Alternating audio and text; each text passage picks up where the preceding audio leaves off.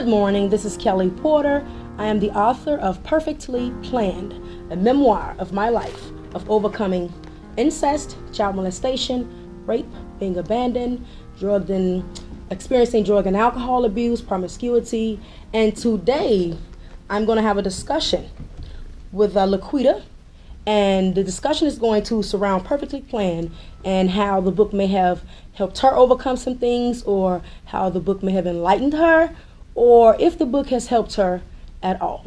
So again, I'd like to welcome Laquita Berry. Thank you so much for coming. Thanks for having me. No problem. So excited to be here. So you read the book, right? Mm-hmm. So just give me an overall summary of just what did you think of the book? I really enjoyed it. It was hard feeling. I mean, when I read a book, I usually put myself in that person's story. So I really put myself in there with you, and I was just feeling everything. Like I could just feel, everything you were going through, and it's just, I really liked it. It's so good. So it was a good read. It was a good read. You can't put it down. Can't put it down. Well, that's great to know. Good read. Can't put it down. That's always a good thing for a book. So then, after reading Desperately Seeking Love, what was your full understanding of that particular chapter? Just by the title, I was thinking, some girls just look for love in all the wrong places. And reading more into it, I said to myself, okay, so that's far what it is.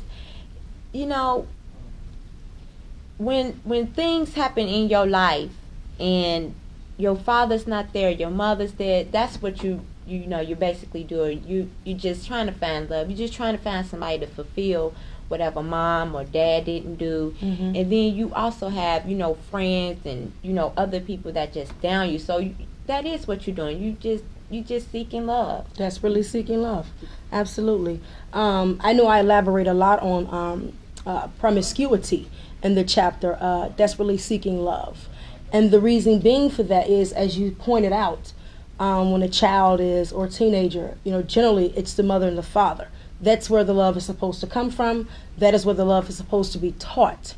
And so the reason why I talk so much about the incidents of sex is because a lot of women confuse sex with love. And of course, I was one of them. It's in the book. And the thing about that is, you can't find sex between a man's legs. It's not going to happen. Sure, sex goes somewhat hand in hand if you're in love with a young man, female, they go hand in hand because this is how you're intimate with each other.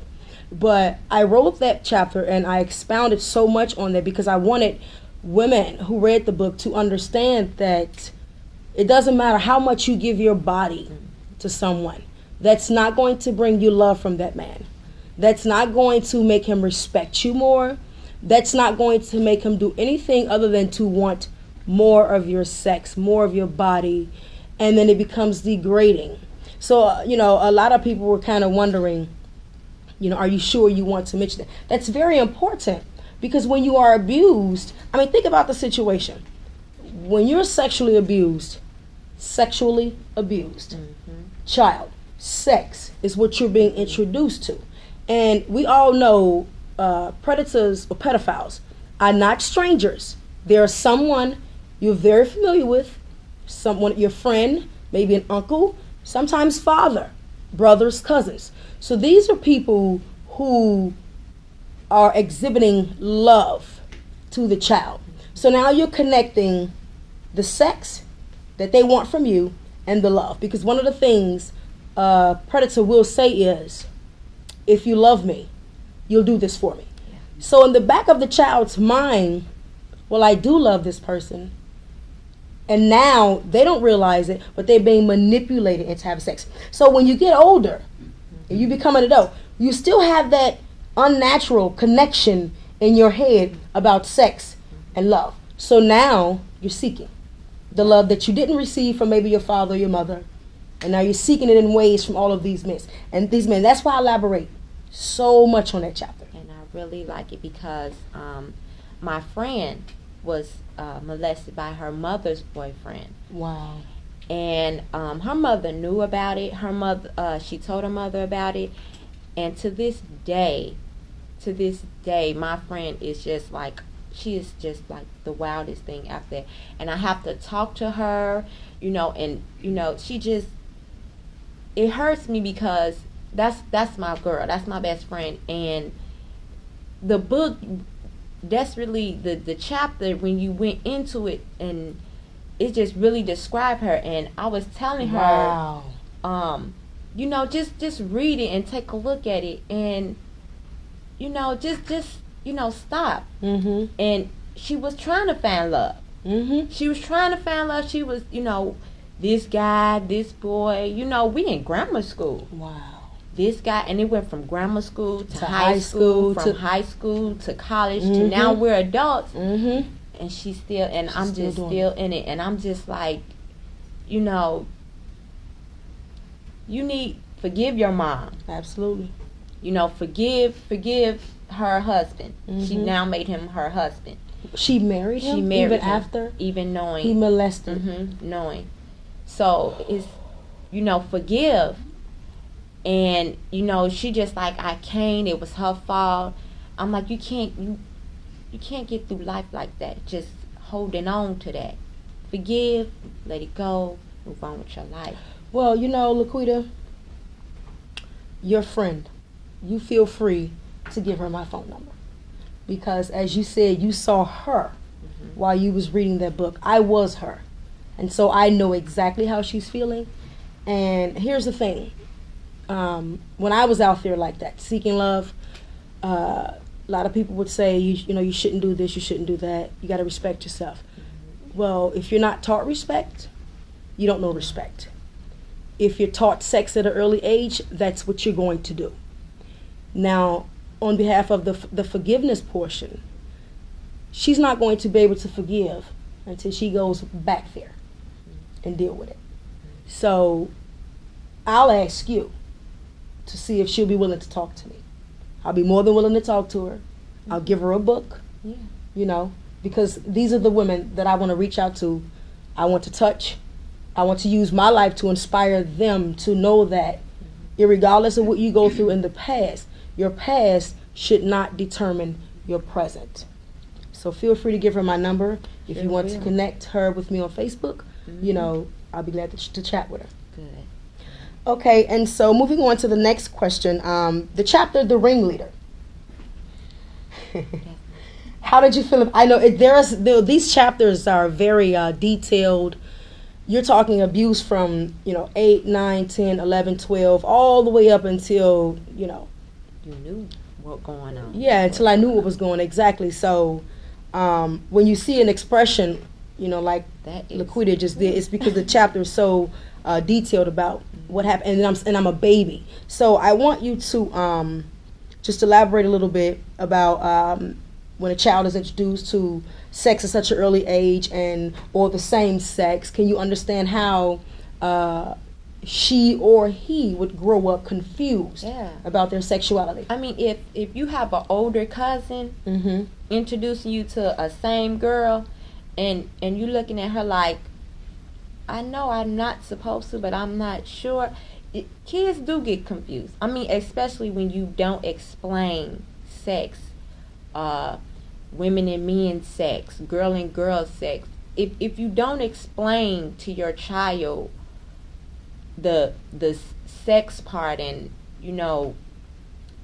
baby's part, they won't understand. So that'll easily confuse them. And if don't nobody ever explain anything to you, you will grow up like, I'm supposed to be with this because this is what I was introduced to. Absolutely. I mentioned that chapter because, like Tyler Perry said, I think he had 3 abusers, and I believe 1 or 2 was a woman, and then maybe 1 was a guy.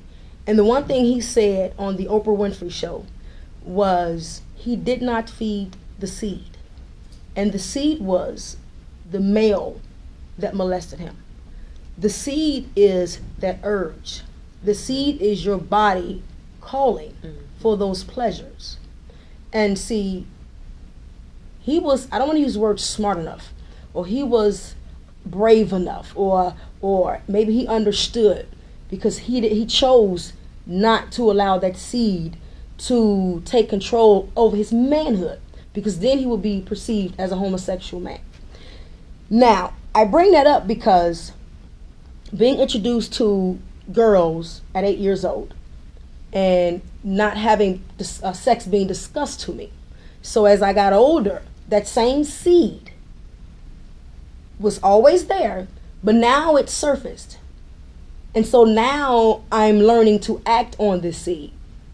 And so now I take baby steps. Maybe I'm going to a club. Maybe I'm going to the gay clubs on the north side or the alternative clubs. I started just easing my way into it slowly because this seed is powerful. The seed is strong and it wants to be fed. And so eventually, I completely acted on those that I call it the seed of betrayal. Because I don't necessarily look at it as being bisexual or lesbian, because it was not a choice. I was not born that way. It was forced upon me. So that was a seed of betrayal. That chapter is important to women and men because there are a lot of men and women out here who are lesbian and homosexual. And my question to you is, if you have been abused by the same sex, opposite sex, make the connection. We're going to take a break here, and then we'll be right back. Alrighty, we're back. Again, I am Kelly Porter, the author of Perfectly Planned, a memoir of my life of overcoming abuse, whether it was incest, child molestation, rape, all forms. And again, we have Laquita. Laquita has read the book, and I've been asking her questions, and we've so far discussed what child molestation is, confusing or being confused about your sex if you introduce two girls at a young age. And so we're going to move on to the next question. And so, Laquita, do you think Perfectly Planned has the ability to educate and change the lives of others, both victims and non-victims? Ooh, yes. Yes. And if so, in what way do you believe so? For the victim, it just shows it's not just you. It is, you can't forgive. Everybody has a story. Everybody, has been, someone like you has been through it. For the person that with you, it shows that don't hurt a child. It's a child. Right. I say put yourself in somebody else's shoes. If you're the pedophile, put yourself in that child that you're trying to pedophile, again. How would you feel? Right. And then think of it, if you have a daughter or a son or a child, how would you feel if your child, was molested by somebody like yourself? Right. So I definitely think it could educate, because the book itself just it's a lot of educating in the book. Okay. So what about someone who has never been molested? How do you think this book would empower or educate someone who's never experienced it? You can see some of the actions of a person that's going through it. You can see the attitude in someone. You can see a change in somebody. I could be just happy and go lucky one day, and the next day, and I just come and you're not yourself. You might want to ask that person, so how was your day? What's going on? You want me to come over? You want to talk? I mean, because it didn't happen to you. You can, the book gives you a great detail of, if a child, I mean, mothers definitely pay attention to your daughter's attitudes, right, and clothing. You pay attention. Absolutely. That's just simple. Okay. And so then my last question would be, after reading the book, has it helped you to understand the effects that child abuse has on someone, such as promiscuity, being depressed, and having suicide ideations? Can you understand someone that has been molested would follow this path? Yeah. As I was reading the book,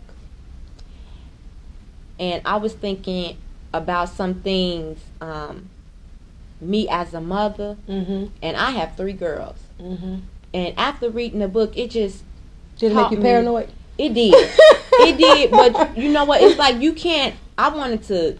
You can't go outside. You can't do this. But if you lock your child down so much, they're gonna sneak off and do it, and then still something could happen. Right. So it kind of made me be more aware as a mother. Absolutely. And try not to be so, okay, well, go ahead and you could do so it. Lenient. Yeah. Right. So it just made me just, just pay attention, be more diligent. Yeah, and love, and hold on and love your kid, and it just made me realize a lot of stuff. Okay. It just made me realize. So it opened your eyes to a whole lot. So it was very educational to you as well. All right. Well, I thank you so much, Laquita. I appreciate you coming on and having this discussion with me. Again, your friend, feel free to refer her to me. I'll be more than happy to talk with her. And I'll be looking forward to more discussions with you at a later date. Thank you so much.